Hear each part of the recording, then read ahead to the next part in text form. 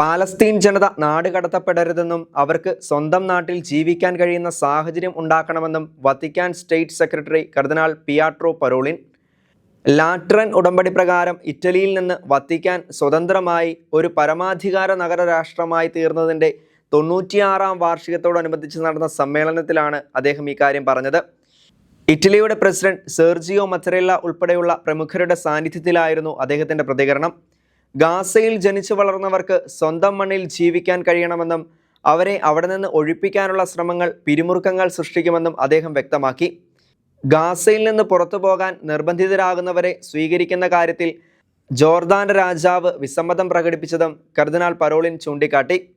Palestine ജനതയ്ക്ക് Palestine രാഷ്ട്രവും Israel ജനതയ്ക്ക് Israel രാഷ്ട്രവും എന്ന പരിഹാരമാണ് വേണ്ടതെന്നും ഇത് ജനതകൾക്ക് പ്രത്യാശ പകരുമെന്നും കർദിനാൾ പിയട്രോ പരോളിൻ പറഞ്ഞു.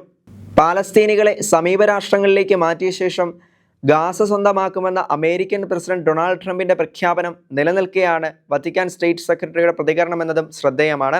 ഹമാസ് ഇസ്രയേലിന് നേർക്ക് നടത്തിയ ആക്രമണത്തിന് പിന്നാലെ ഒരു കൊല്ലത്തിലധികമായി നടന്നുവരുന്ന യുദ്ധത്തെ തുടർന്ന് അതിദാരുണമായ ജീവിതമാണ് പാലസ്തീനികൾ നയിക്കുന്നതെന്നും അതിനാൽ ഗാസ വിടുന്നതിൽ പാലസ്തീനികൾക്ക് സന്തോഷമേ ഉണ്ടാവുകയുള്ളൂ എന്നും ട്രംപ് കഴിഞ്ഞ ദിവസം പറഞ്ഞിരുന്നു.